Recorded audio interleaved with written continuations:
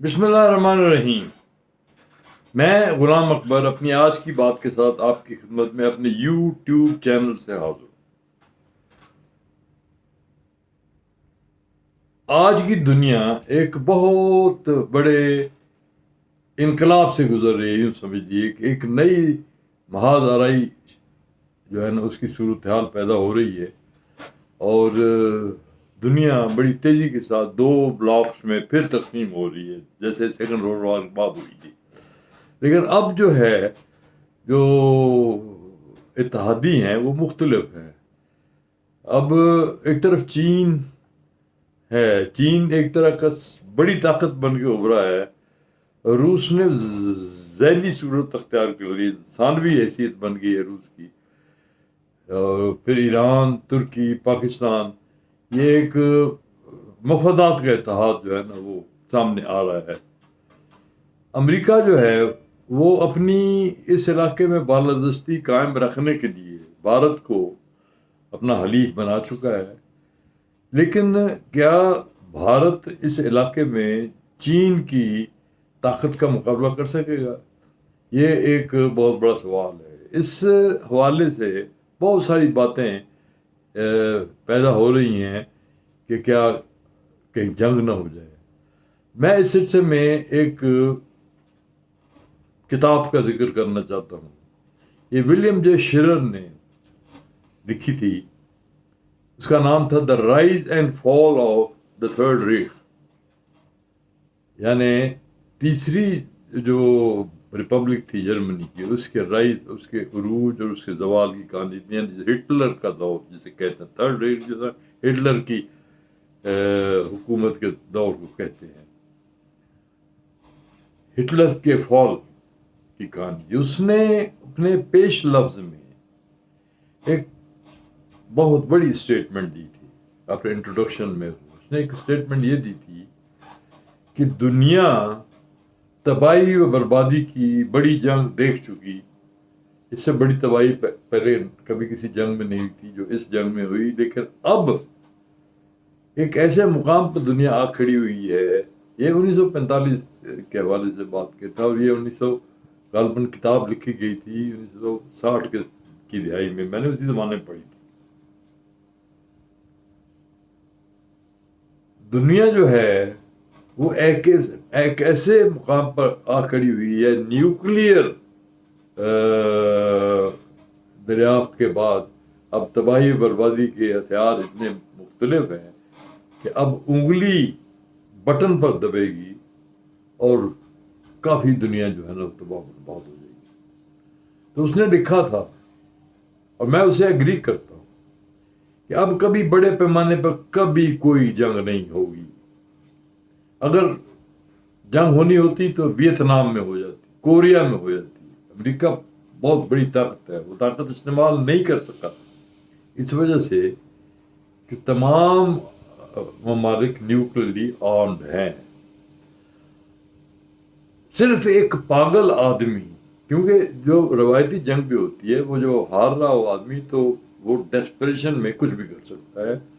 इसलिए एक रवायती बड़ी जंग का भी इम्कान ख़त्म हो गया। वरना अमेरिका क्यों हारता अफगानिस्तान में?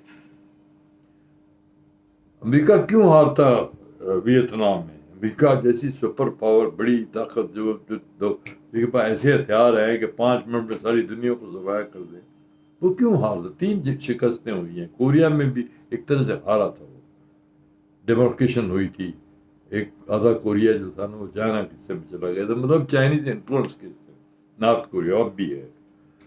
तो इसका मतलब ये हुआ कि अब बल्कि उसकी ये था कि अगर कोई जंग हुई तो कुरे अर्ज पर सिवाय बिखरे हुए इंसानी अज़ा, हड्डियाँ भस्मशुदा, जली हुई हड्डियाँ, और यानी बिल्कुल जैसे कूड़ा बन जाएगी पूरी इंसानी नस्ल जो है वो बिखरी होगी।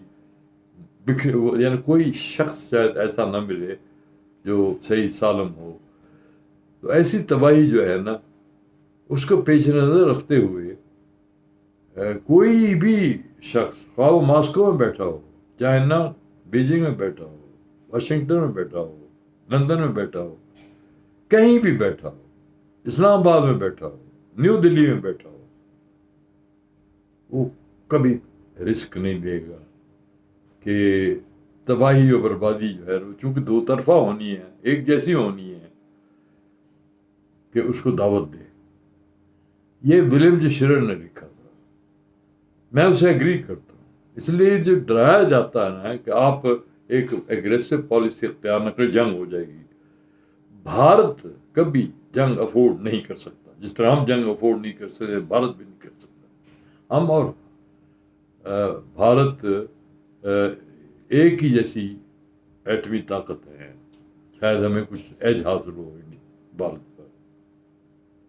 روایتی تو میں سمجھتا ہوں کہ ہمیں یقیناً ایج ہے نیوکلیئر ٹیکنالوجی میں بھی اور میزائل ٹیکنالوجی میں بھی، لیکن بہرحال ہم برابر بھی اپنے آپ کو سمجھیں تو بھارت اپنی تباہی کو دعوت نہیں دے گا، جیسے ہم اپنی تباہی کو دعوت نہیں دیں گے، وہ بھی اپنی تباہی کو دعوت نہیں دے گا۔ اس کا مطلب ہے کہ کشمیر کا مسئلہ جو ہے نا وہ کسی بڑی جنگ کے خطرے کے بغیر حل ہو سکتا ہے اگر پاکستان اس کے لیے پوری جرت کے ساتھ تیار ہے۔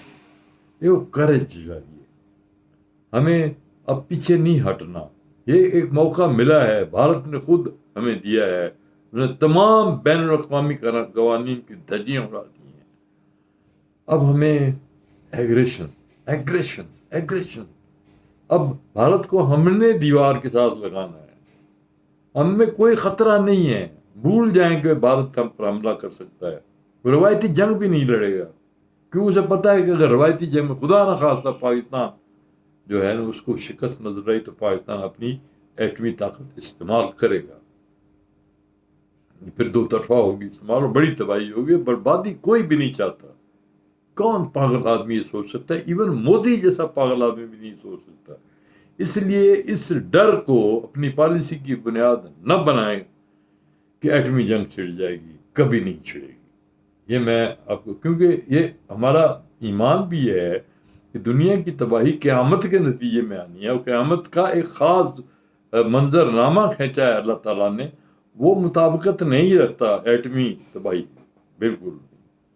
وہ سورہ اسرافیل پھونکا جائے گا، اور اس کے علاوہ بھی جو بھی آثار اور اللہ تعالیٰ نے جو اشارتاً کنایتاً قیامت کا منظر نامہ پیش کیا ہے وہ ایٹمی جنگ سے بالکل مختلف ہے۔ تو ہم بھول جائیں اس بات کو کہ کوئی بڑی جنگ ہوگی، ہم یاد رکھیں صرف ایک بات کہ کشمیر ہمارا ہے۔